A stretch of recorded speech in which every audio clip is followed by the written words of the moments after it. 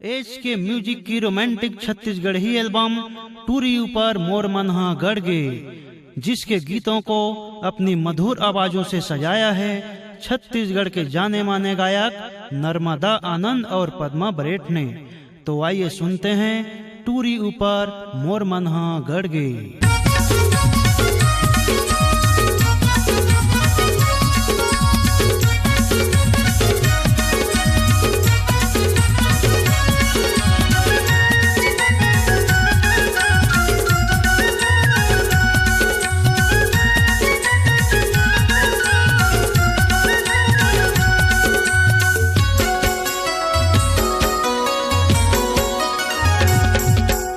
गड़के रे गड़के रे गड़के रे गड़के रे गड़के रे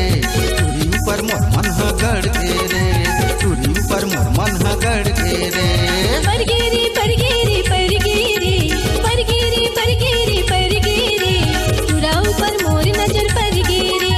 टूरा ऊपर मोर नजर परगेरे मोर डोल गई ईमान तोरे हंसी मुस्कान मोर डोल गई ईमान तोरे हंसी मुस्कान का कहाँ मोर जान न लड़के हाय हाय गड़के रे गड़के रे गड़के रे गड़के रे गड़के रे गड़के रे टूरी ऊपर मोर मनहा गड़के रे टूरी ऊपर मोर मनहा गड़के रे जवानी में होगी बदनामी मोर जोलम जवानी में होगी बदनामी तोरे होके दीवानी नशा चढ़ गे हाय चढ़ गे रे चढ़ गे रे चढ़ गे रे चढ़ गे रे चढ़ गे रे चढ़ गे रे टूरा ऊपर मोर नजर पर गे रे टूरा ऊपर मोर नजर पर गे रे।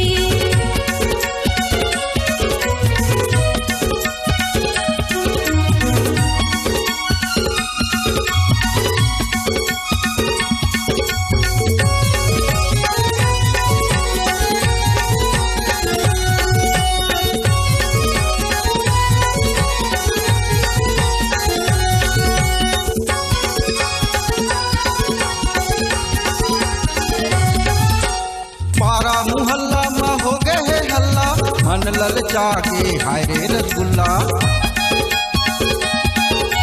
मैं तोरे मजनू तय मोरे लैला साथी बना ले वो मैं हूँ अकेला साथी बना ले वो मैं हूँ अकेला पेड़ तरी खड़े रहे खड़े खड़े गुनत रहे पेड़ तरी खड़े रहे खड़े खड़े गुनत रहे टूरी पहिया मैं आके जकड़ के हाय हाय गड़के रे गड़के रे गड़के रे गड़के रे गड़के रे गड़के रे टूरी ऊपर मोर मनहा गड़के रे टूरी ऊपर मोर मनहा गड़के रे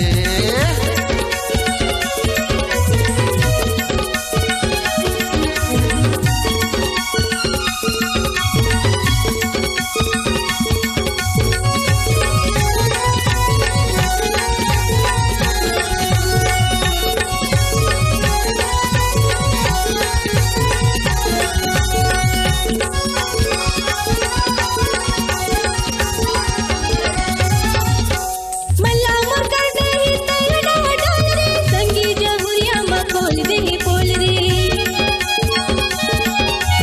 भरी जवानी मोर जहर की घोल रे मैं का जानो ये मैया के बोल रे मैं का जानो ये मैया के बोल रे पेड़ तरे बैठे रहे बेनी लाए बन रहे पेड़ तरे बैठे रहे बेनी लाए बन रहे टूरा आके रे का जादू कर गे परगेरे परगेरे परगेरे परगेरे परगेरे परगेरे टूरा ऊपर मोर नजर परगेरे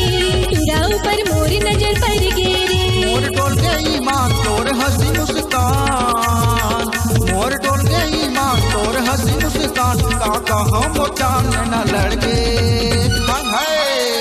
गड़के रे गड़के रे गड़के रे परगेरे परगेरे परगेरे टूरी ऊपर मोर मनहा गड़के रे टूरा ऊपर मोर नजर परगेरे टूरी ऊपर मोर मनहा गड़के रे टूरा ऊपर मोर नजर परगेरे टूरा ऊपर मोर नजर परगेरे